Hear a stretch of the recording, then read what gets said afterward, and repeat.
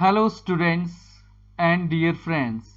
Today I am going to take the very important topic, the law of demand. First of all, actually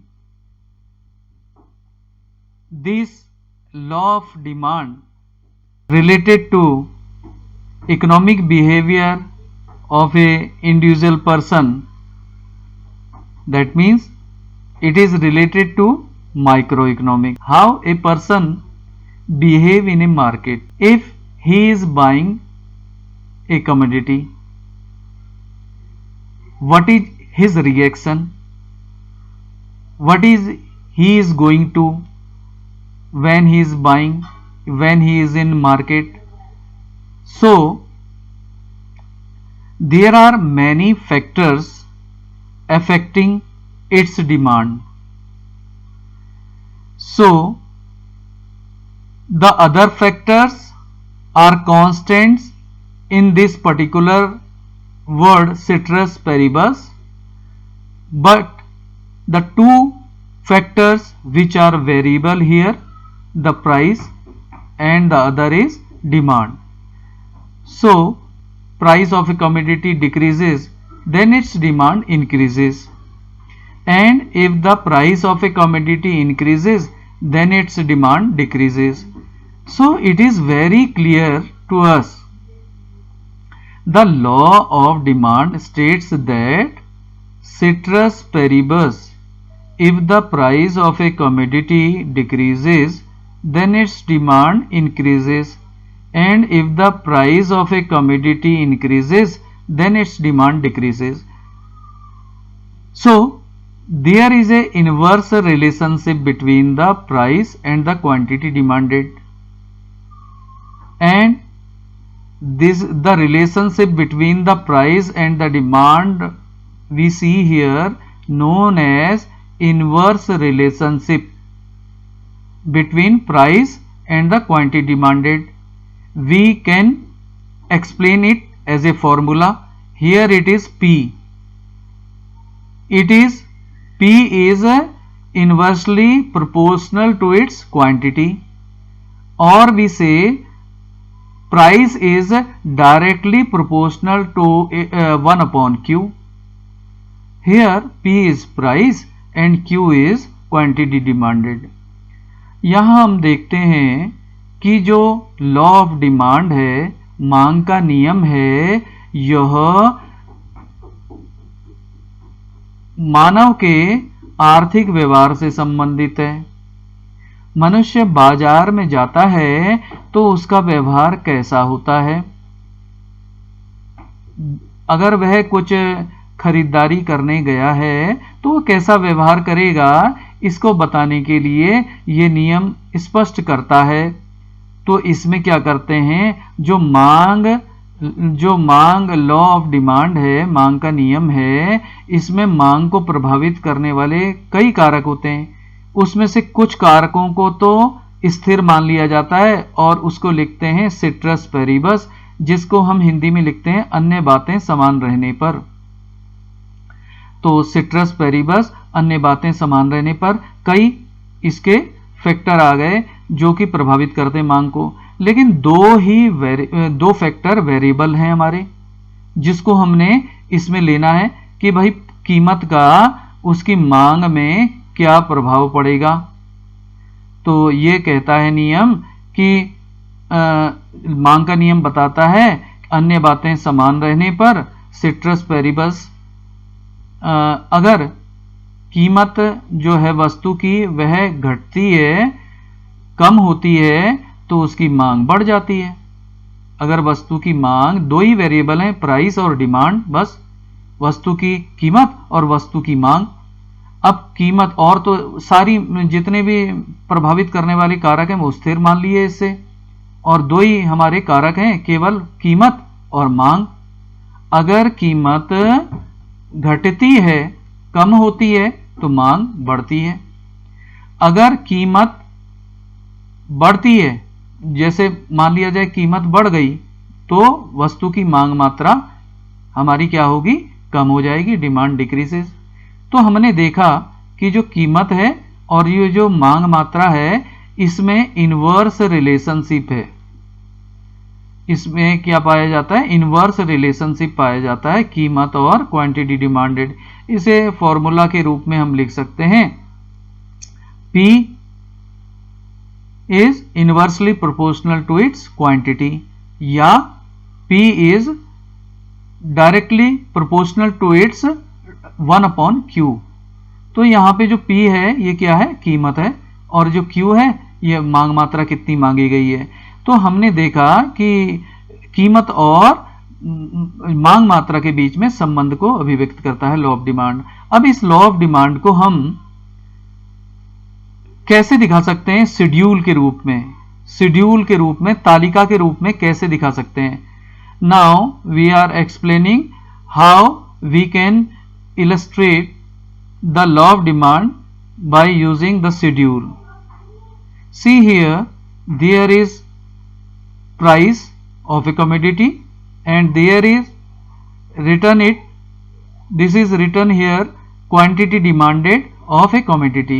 There is only two things, price of a commodity, price and demand, price and demand. Let's see here, let's suppose we are assuming the market demand, these are assumption only. The price is 2, that increases to 4, then 6, then 8, then 10. There are more. If the price increases little bit, the quantity demanded of commodity decreases. Quantity demanded is 2. यहां हम देख रहे हैं कि दो चीजें हैं law of demand में, मांग के नियम में, वस्तु की कीमत और वस्तु की मांग। ये मान लिया जाए ये कोई भी कीमतें तो हो सकती हैं, कोई भी आप प्रदर्शित कर सकते हैं, लेकिन बस यही ध्यान रखना कि अगर यहां कम कीमत दिखाई है तो मांग मात्रा ज्यादा दिखाना, और फिर जैसे 2 दिखाई है तो यहां 10, 4 कीमत है तो यहां क्वांटिटी डिमांडेड 8 है, अगर कीमत 6 है तो मांग मात्रा फिर थोड़ा कम हो गई। अब 8 कीमत बढ़ के 2 से 8 पहुंच गई और मांग मात्रा 10 से घट के 4 हो गई, फिर कीमत बढ़ के 10 हो गई तो मांग मात्रा तो 2 में पहुंच गई। इस तरह हमने देखा कि इनवर्स रिलेशनशिप है, जब इसकी कीमत कम तो मांग मात्रा अधिक, अगर कीमत बढ़ गई तो मांग मात्रा कम हो गई। तो ये हमने केवल क्या किया कि जो हमारा मांग का नियम है उसे केवल तालिका द्वारा स्पष्ट किया, हमने तथ्य दिया, हमने स्पष्ट करने का प्रयास किया तालिका से। अब देखते हैं हम मांग के नियम को समझाने की कोशिश करते हैं डिमांड कर्व के द्वारा, मांग वक्र के द्वारा समझाने की कोशिश करते हैं। एक तरफ मैंने ये तालिका जो पिछले पन्ने स्लाइड में थी वो दिखा रखी है और यहां पे मांग वक्र बनाने की कोशिश की है, जरा इसको हम समझते हैं। Here we are explaining the law of demand by the demand curve. How we can explain? By geometrical way, by the demand curve. How we explain the law of demand? See here, what we have taken the price, we will take it in a always in a y-axis. Always you take either in demand or in supply, you must take the price in a y-axis. Always take the price in a y-axis, and the quantity demanded or supply either 12. Now we are explaining, let's suppose your price are 2. Let's suppose first we take the price 2 is here, and what the quantity demanded is here, it is 10. If we match them, the meeting point is here, and similarly we put the value 4 and 8, 6 and 6, 8 and 4, and 10 and 2. 10, the price is 10 here and the quantity demand is 2. If we match them, the point given point is here, and if we make a line with that point, it makes the demand graph and be known as DD. So it is sloping towards left to right, downward. So we explain, see here what happens here. The law of demand expressing, if the price increases the demand is less, only 2, and if the price decreases the demand is more. It is illustrated by the demand curve very well. And now we will see the word we use ceteris paribus in our definition. We use the ceteris paribus. What is its meaning? It is an Latin phrase, means all other thing being equal, and it is, the word is used as a phrase by Cicero. Now the other assumption of law of demand or meaning of ceteris paribus concerning demand, either it is assumption of law of demand, or what are the meaning of ceteris paribus concerning demand. We will see here what we refer to ceteris paribus, or the what are the assumption of law of demand. So here are few points. If we say there should be no changes in the income of a consumer, there are some restriction, because we are using only 2 factors as a variable, price and demand. Other factors are constants. These factors are the other factors are these points. So see here, the one factor is here the income. Income is a factor, but it should be constant. It should not be changed. There should be no changes in the income of a consumer. The second point is there should be no changes in the fashion, taste, extra of a consumer. It is also a other factor which can influence or impact in demands of a person, or affect the demand of a person. So this is the second person, but it is constant. So there should be no change in the fashion and taste extra of a consumer. Third one is there should be no changes in the price of a substitute good. The other factor is substitute good. It should not be changed. The other factor which is constant here is its awareness of a new substitute good. The other factor which must be constant is there should be no changes, that is the prices of the other commodity. In the prices of the commodity in coming future should not be increases. So these are the few assumptions.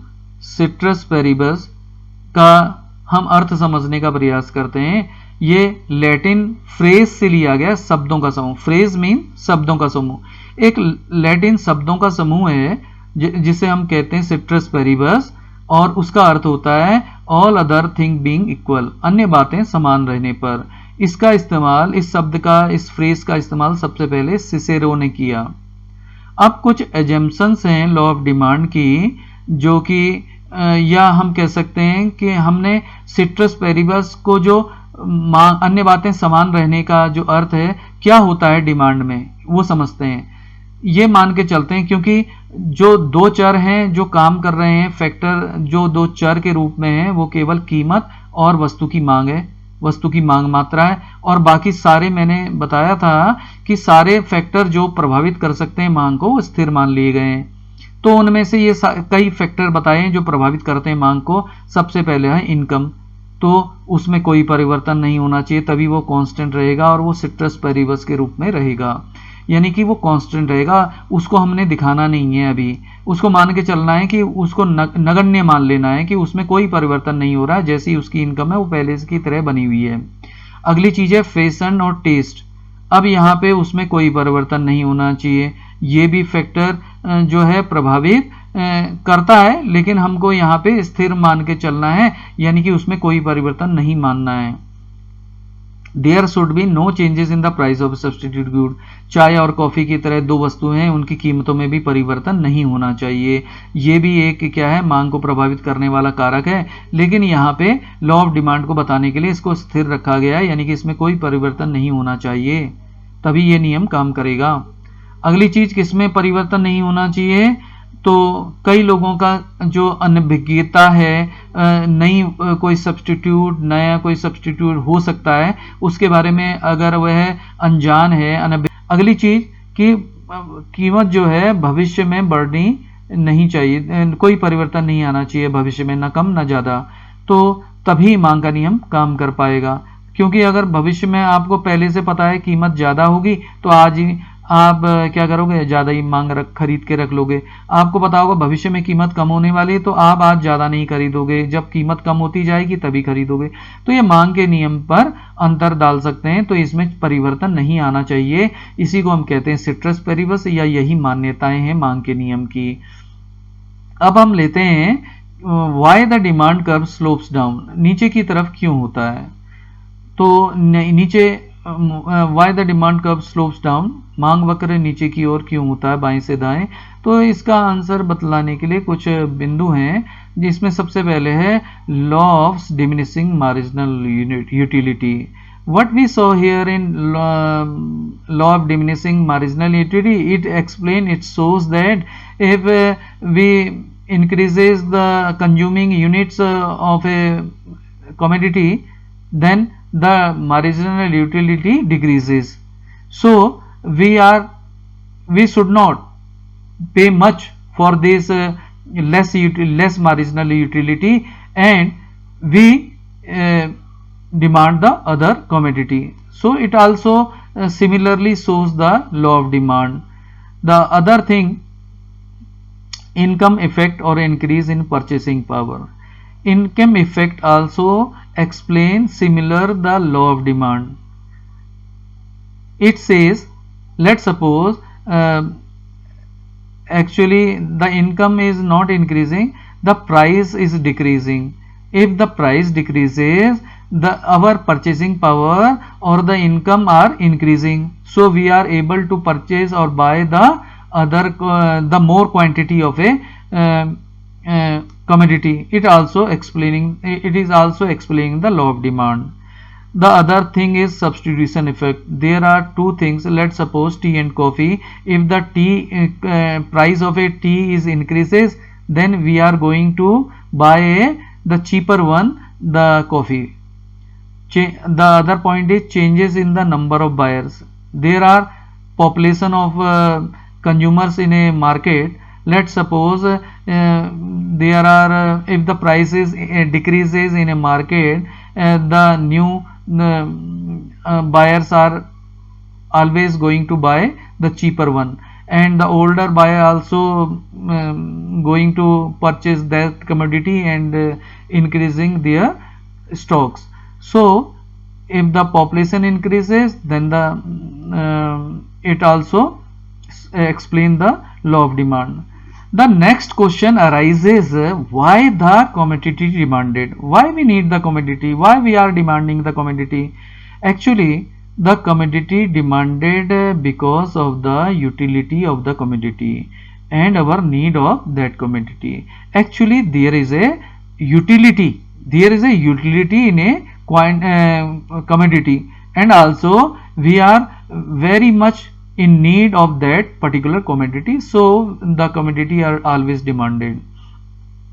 यहाँ पे हम देखते हैं कि मांग वक्र बाएं से दाएं नीचे की ओर क्यों होता है। तो इसके लिए पहला बिंदु है जो सीमांत उपयोगिता ह्रास नियम।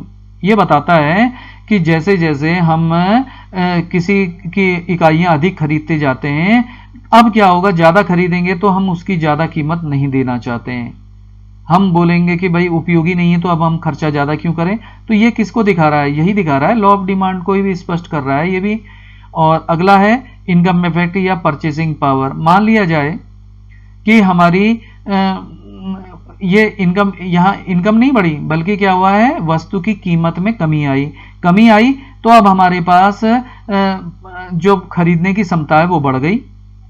खरीदने की क्षमता मान लिया जाए कि हमारे पास 50 रुपए थे और अब पहले चीज 50 रुपए की 1 किलो आती थी, लेकिन अब वो 20 रुपए किलो हो गई है, तो हमारी क्षमता बढ़ गई, अब हम उससे ज्यादा चीज खरीद पा रहे हैं। तो ये भी मांग को नियम को बता रहा है। अगला है सब्स्टिट्यूशन इफेक्ट। मान लिया चाय और कॉफी दो वस्तु हैं, अगर एक चाय की कीमत बढ़ती है तो हम उस वस्तु को खरीदते हैं जो सस्ती है, तो यह भी क्या है, मांग के नियम को स्पष्ट करता है। और मांग का वक्र बाएं से दाएं नीचे जाता है। Changes in the number of buyer, जितने ज्यादा विक्रेता होंगे उतना ज्यादा मांग का वक्र स्पष्ट होगा। जैसे मान लिया जाए कीमत कम है तो उतनी ज्यादा बिक्री करने वाले लोग जो नए बायर हैं, नए खरीदार हैं, क्रेता हैं, वो आ जाएंगे, उसको वस्तु को खरीदेंगे, और पुराने विक्रेता भी अपना स्टॉक बढ़ाने के लिए वस्तु खरीदेंगे, सस्ती वस्तु को, और यह भी मांग के नियम को स्पष्ट करता है। अगला क्वेश्चन है कि वस्तु की मांग क्यों की जाती है। भाई वस्तु की मांग इसलिए की जाती है कि वस्तु में उपयोगिता होती है, उसमें उपयोगिता होती है, और साथ में हमको उस वस्तु की आवश्यकता होती है, परम आवश्यकता है अपने जीवन जीने के लिए, तो हम उसकी मांग भी कर रहे हैं, हमारी आवश्यकता है और उपयोगिता दोनों ही है, तो वह वस्तु इसलिए मांगी जाती है। कभी भी जो वस्तु की मात्रा इसलिए मांगी जाती है। अब लास्ट में कहां मांग का नियम काम नहीं करता। If there is a chance of increase of a price of a commodity in future, अगर वस्तु की कीमत भविष्य में बढ़ने की संभावना है तो आज हम उसकी मांग आज ही कर लेंगे, चाहे उसकी मांग लेट सपोज अभी तो जैसे मान लिया जाए ज्यादा है और भविष्य में और ज्यादा होने की संभावना है, तो हम ज्यादा कीमत होते हुए भी आज ही खरीद लेंगे, तो मांग का नियम लागू नहीं होगा। हाईली एसेंशियल गुड, जो अति आवश्यक चीज है वहां मांग का नियम लागू नहीं होगा। जैसे नमक है, नमक हमारे लिए आवश्यक है, अगर वो 10 से 20 रुपए भी हो जाता है तो भी हम उसको खरीदेंगे ही खरीदेंगे। एक पैकेट खरीदना है, 2 पैकेट खरीदना, हम खरीदेंगे जरूर। अनअवेयरनेस ऑफ ए कंज्यूमर, अगर उपभोक्ता की जागरूकता कम है तो भी यह मांग का नियम लागू नहीं भी हो सकता है। उसे उपभोक्ता को पता ही नहीं है कि दाम कम कर रहे हैं कि ज्यादा हो रहे हैं, उसको पहले से मार्केट का दामों का पता ही नहीं है, तो मांग का नियम लागू नहीं होगा उसके लिए। स्नॉब अपील और वेबलैंड गुड्स, यानी कि प्रतिष्ठा सूचक वस्तुएं, समाज में अपने जो साथ में लोगों के बीच में जो कोई महंगी वस्तु खरीद के उनको प्रदर्शित करने की इच्छा, प्रतिष्ठा सूचक वस्तु प्रदर्शन करना, यही स्नॉब अपील है और वेबलैंड गुड्स कहलाते हैं। और इस जैसे हीरा है, अब इसकी खरीदारी वह क्या कर रहा है, महंगी होते हुए भी खरीद रहा है और उसे समाज में अपनी प्रतिष्ठा के लिए खरीद रहा है महंगी होते हुए भी। अगला है गिफिन गुड्स होते हैं, इनको ये क्या है, गिफिन गुड्स जो है पैराडॉक्स है। मान लिया जाए ये कहता है इनकम जब बढ़ती है तो आदमी हीन वस्तु की बजाय, गिफिन गुड्स क्या है, हीन वस्तु हैं, तो जब उसकी आय कम होती है तो उन वस्तुओं को वह खरीदता है। So these are the things which are shows the exceptions of law of demand. So it is now completed. Please like and subscribe my channel. Thank you.